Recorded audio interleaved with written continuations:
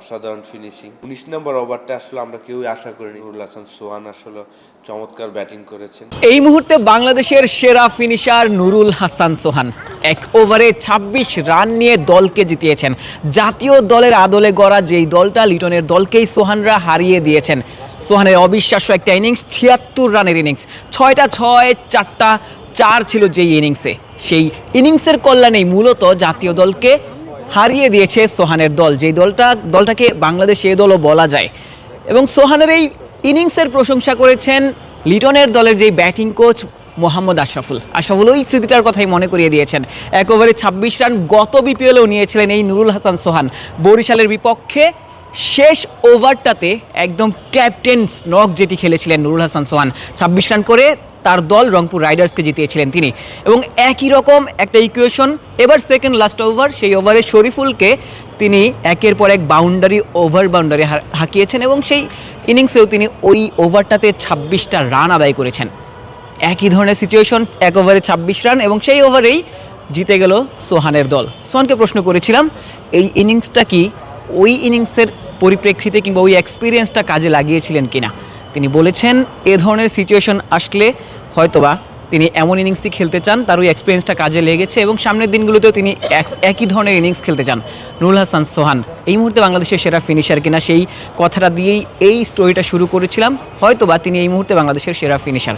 জাতীয় দলের প্রসঙ্গ যখনই আসে তখনই আসলে প্রশ্নটা এসে যায় যে বাংলাদেশ দল এই ধরনের সিচুয়েশনে ম্যাচ ফিনিশ করে আসতে পারে না, বাংলাদেশি ব্যাটাররা সেখানেতে ব্যর্থ হন। শামীম হোসেন পাটোয়ারি এই বিপিএলে বেশ কয়েকটা ইনিংস খেলেছেন এ ধরনের ইনিংস, 5, 6, 7 নম্বরে যারা ব্যাটিং করে থাকেন। তবে সোহান তিনি তার ইনিংসটাকে আরও একটু গ্লোরিফাই করেছেন, কারণ তিনি বেশ খানিকটা সময় পেয়েছেন। যদি সময় পাওয়া যায় সেই সময়টাকে কাজে লাগিয়ে শেষ পর্যন্ত শেষ দিকে এসে দলকে জিতিয়েই মাঠ ছাড়া যায়। ইনিংসের 19তম ওভার, যেই ওভারে শরীফুল 26 রান খরচ করেছেন। লাস্ট ওভারে মুস্তাফিজকে বোলিংয়ে আনা যেত, ক্যাপ্টেন লিটন ফিজকে বোলিং দেননি, মুস্তাফিজ 3 ওভার করেছিলেন। তার কোটার শেষ ওভারটা তাকে দেওয়া হয়নি। যেই সিচুয়েশনে মুস্তাফিজ বারংবার দলকে জিতিয়েছেন, যেই সিচুয়েশনটা মুস্তাফিজের জন্য ছিল একদম পারফেক্ট প্ল্যাটফর্ম, সেখান থেকে হয়তোবা দলকে তিনি জেতাতে পারতেন। তবে আশরাফুল মনে করেন যে লিটন সুযোগ দিতে চেয়েছেন মুগ্ধকে। এই ধরনের সিচুয়েশন থেকে যদি মুগ্ধ দলকে জেতাতে পারতেন তার লাইফ টাইম এক্সপিরিয়েন্স হয়ে যেত। লিটন তার বোলারদেরকে সেই সুযোগটা দেন এবং সেই সুযোগটা আরও একবার দিয়েছিলেন, যদিও বা দলকে জয়ের বন্দরে পৌঁছে দিতে পারেননি মুকিদুল ইসলাম মুগ্ধ।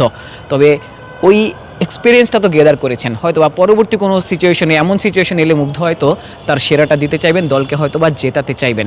বলছিলাম সোহানের কথা, সোহান অবিশ্বাস্য ব্যাটিং করছেন। দল যখন আসলে ধুঁকছিল, মাত্র 20 রানেই 3টা উইকেট হারিয়েছিল, 50-এর আগেই 4টা উইকেট চলে গিয়েছিল, 70-এর ঘরে 5টা উইকেট এবং নিঃসঙ্গ শেরপার মতো লড়াই করছিলেন। পরবর্তীতে সাইফুদ্দিনের 19 রান এবং সাইফুদ্দিনের সাথে দারুণ একটা জুটি, যেই জুটিতেই মূলত তার দল আসলে জিতেছে, সোহানের দল জিতেছে। জমে উঠেছে এই টুর্নামেন্টটা। তবে আক্ষেপ হয়তো থাকতে পারে বিশ্বকাপ নিয়ে। বিশ্বকাপ শুরু হচ্ছে এবং সেখানটাতে বাংলাদেশ খেলছে না। সোহানকে প্রশ্ন করা হয়েছিল হয়তোবা তিনি এ ধরনের ইনিংস খেলতে পারতেন বিশ্বকাপে, কারণ বিশ্বকাপের দলই কিন্তু তিনি ছিলেন। তবে সোহানও আসলে আক্ষেপই করেছেন যে কোনো ক্রিকেটারের জন্য বিশ্বকাপ বড় একটা মঞ্চ এবং সেই মঞ্চে খেলতে পারলে তিনি হয়তোবা খুশি হতেন। তবে সব কিছু বিবেচনায় বাংলাদেশ এই বিশ্বকাপে পার্টিসিপেট করছে না, দর্শকরাও হয়তোবা খানিকটা হতাশ হবেন। তবে ওই যে বাংলাদেশ স্ট্যান্ডটা নিয়েছে ভারতের বিপক্ষে, আইসিসির বিপক্ষে যে স্ট্যান্ডটা নিয়েছে সেটিও কিন্তু আসলে দর্শকরা পছন্দ করেছেন, সেটিকেও সাধুবাদ জানিয়েছেন।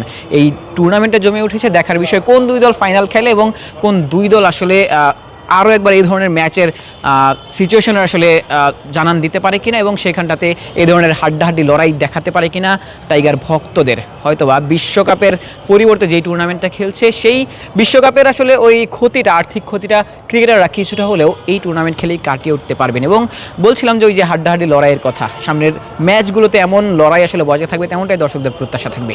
আশিক সারওয়ার, নিউজ 24।